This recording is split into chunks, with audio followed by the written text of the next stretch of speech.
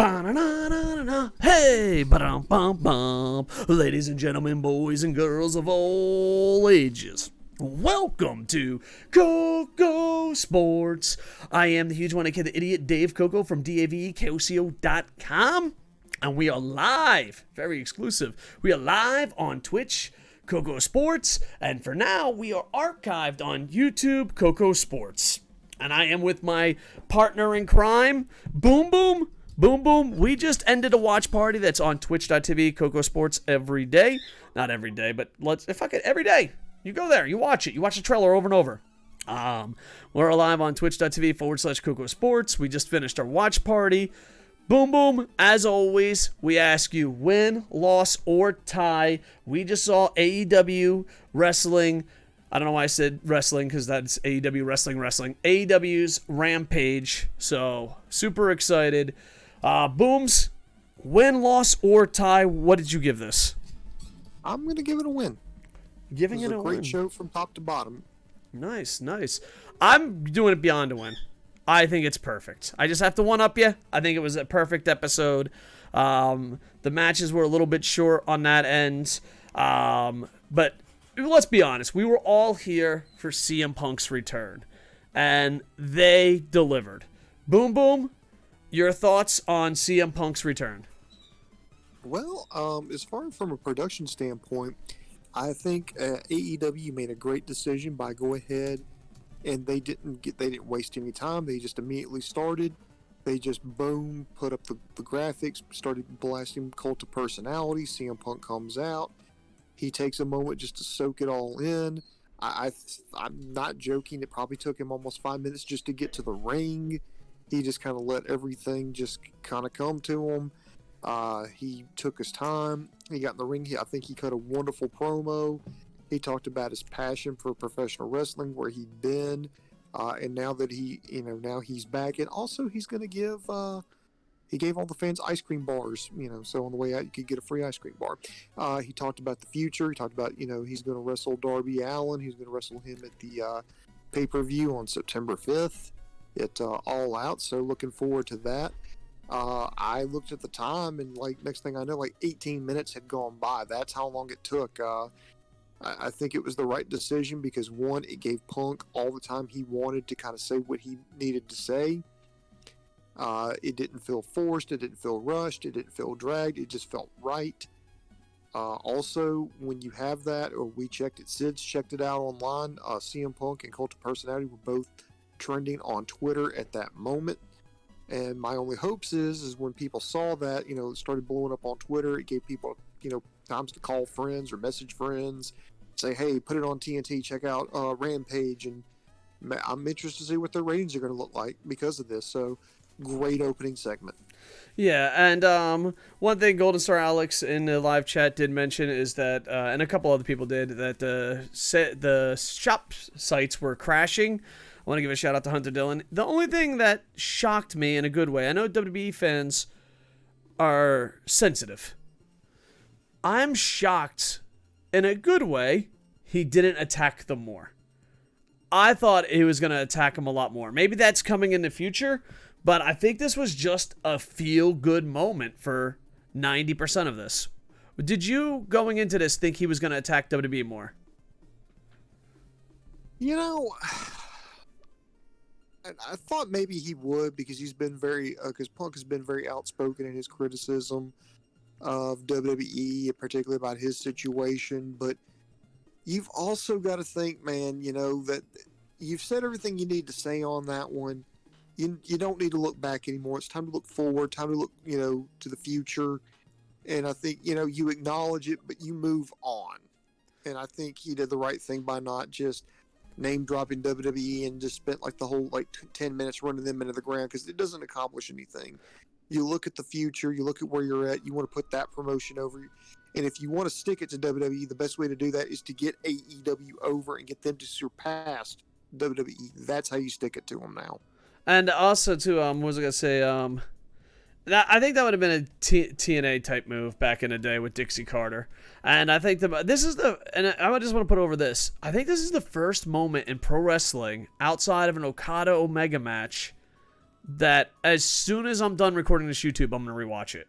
When's the last time, as a fan, you're like, I'm going to rewatch that segment? It's been a while. I mean, especially considering it's not a match. Like, I remember when I saw, Kenny Omega and Okada, I was like, as soon as I get a chance, I'm going to rewatch this match. I felt that way with this segment. I was like, oh, I'm going to rewatch this as soon as we get off the air. And when's the last time you felt like that? Because back in the day, we used to do that with Nitro and Raw a lot. But let's just say we haven't done it in a while. So when's the last time you was like, we do reviews all the time. Truth be told, I can't tell you. Yeah. Are you going to rewatch this promo? I may not. I don't know if I will. I mean, we're talking about it, so, it might be worth another look. All right.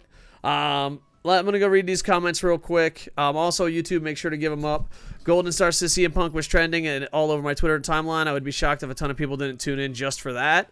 It's interesting because sometimes trending equals a bump in viewership, and sometimes it doesn't. But I think just in general, there'll be a bump. Jordan Black says, good on CM Punk. I hope he has a good experience over at AEW. Yeah, I mean, I think AEW is the future. I really do. I just don't. I'm at the point I wouldn't understand why you would sign with WWE. If you're not Roman Reigns or a chosen one, and even then, why would you sign with them? But I think that's a long topic for another day. I'm glad they went ahead and did it. I'm glad they're didn't ruin the gag of the day where Punk's theme played only for MJF to come out. Didn't come true. Yeah, I think DC and Marvel, and we're skipping this song. DC and Marvel, I think, have what's going on with AEW and WWE. When DC and Marvel were battling it out, Marvel's like, why don't we just give the fans what they want? And DC was like, fuck no, we'll tell them what they want. And I think we're experienced that in wrestling. So, yeah, Vince would have definitely done it. Punk said I was never going to be healthy staying here where I was, and that was about it, yeah. Insert money comment here. Yeah. Jury Black, not being a CM Punk fan. I'm just generally against the overpopular wrestler generally. I like the dark horses in a way, but to be keen to check out his debut, there was a lot of hype and something that would draw a fan in. Yeah. But yeah. I like pro wrestlers. Especially pro wrestlers that can go and cut promos and they're the total package. So I put CM Punk up there with that.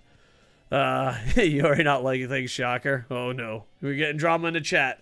While drama in the chat is happening, let's focus on the next match. These matches, the one thing you could say negative about this was these matches were short. But the thing is, we were talking about this at our watch party. They probably gave CM Punk free time and adjusted these match around it. So there you go. Let's see. John Moxley. I'm just going to read these. You just give us your thoughts. They were very fast-paced matches. I thought Jurassic Express defeating Private Party. I'm reading this off CBS.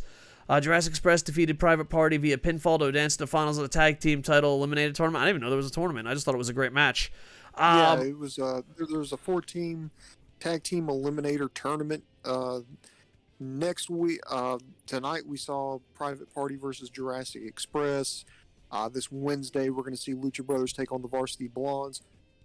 Then the winners, whoever wins that match is now going to wrestle Jurassic Express, and whoever wins that is going to meet the Young Bucks in a steel cage at the pay-per-view. I'm super excited. I thought this was the match of the night. Obviously not moment of the night, but I thought it was the match of the night. Mm-hmm.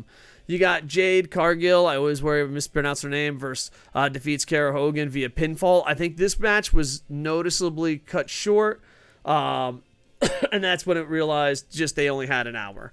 So there you go. Jade Cargill defeats Kiera Hogan via pinfall. There's not much to say about this. They're working hard to rebuild the women's division. Jade is, a future star, and it'll be interesting. A lot of potential. Abs. And boom. That's all I gotta say, man. Those abs on that girl. John Moxley with the Wild Thing. Just a super fan of that combination song. And I'm not usually a music guy, but I think it just goes perfectly. Defeated Daniel Garcia via submission. And then Sting, Darby Allin, and Eddie Kingston helped fight off 2.0 after the match, and everyone left happy. And not a lot, but with the Darby Allin, you see him, he's there, it makes it happen. And yeah, so Darby Allin's there in the beginning, in the promo, at the end, and it helps build a star, because there's probably a lot of people that just came in to check out what CM Punk was going to do. And if those fans came to see what CM Punk was going to do, they're all leaving knowing who Darby Allin is. And that's a good thing. And it was a feel-good story. The matches were very short, but I don't think that's what brought people in for this. It was the moment. So there you go. Yuri Black wants to make correction. I never said I didn't like CM Punk. I didn't say I didn't like it. Stop putting words in my mouth. You're always negative, so I just thought he was a good wrestler. That's why you didn't like him. But yeah, I apologize. I put words in your mouth. Okay, Booms. Overall, huge win. We're going to see. Booms, final thoughts? Final thoughts. I think it was a good show. I think just the opening segment is completely what made the whole show. The tag team match was the match of the night. I mean, granted, there's only 3 matches on there, but as far as storyline, in-ring action, definitely the tag match was. I would recommend watching that one. You got to think about it. This is a historic moment. Well, I don't want to go as far as to say historic, but it's the first time in 7 years we've seen CM Punk in a wrestling ring, and it's a good get for AEW. I guess hopefully this is the boost they need to get them to the next level. And I think too with this whole thing too is the next big question, and the internet and people in the know say he still has it, is his first match on pay-per-view. So it's gonna be the next big interesting point. And I think it is a special moment. And I think pro wrestling, when we grew up, had a lot more special moments. And here's the thing, too. Like, a lot of people will say, like, oh, the internet ruins special moments. If you use the internet right, you create special moments. And this was using the internet right to create a special moment. I mean, dude, look, everybody knew. They've heard on the dirt sheets and whatever. They pretty much knew that Punk was signing with AEW. They knew that Punk was going to show up on AEW, and they're like, well, it has to be Chicago. They were all, they did everything short of saying, hey, see the debut of CM Punk. And when he came out, I mean, I think they handled it well. I mean, you knew he was coming out, but you didn't know exactly what he was going to do, what was going to happen. So you had to watch. So it was still a special moment. And my favorite part of it was Sign of the Night. Was someone, if CM Punk doesn't show up, we riot. I think AEW, man, I don't know, and that's the thing. I think we've been in pro wrestling where a lot of companies hate their fans, that we're just like, oh, they'll fuck with us, and that's sad. Hopefully that will change. So there you go. Golden Star says, final question about Punk. As far as all wrestling goes, before Punk, what was the last biggest return? Ooh, that's a great question. Right on the spot. Probably Daniel Bryan when he made that big return at the Greatest Royal Rumble. Yeah. Daniel Bryan's return, probably. I don't watch it, but WWE fans told me Edge and Roman Reigns' return was special.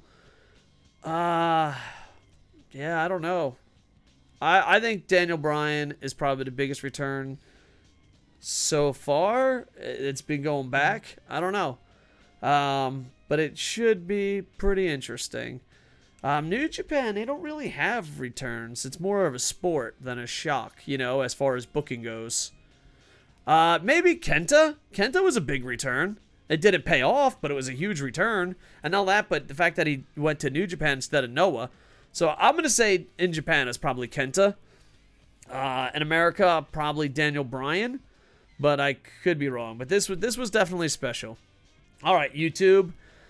Like, comment, subscribe. Twitch, you stay right there. With that, I am over. Make sure to join twitch.tv, KocoSports. Join our watch parties. Hey, boom, boom, boom.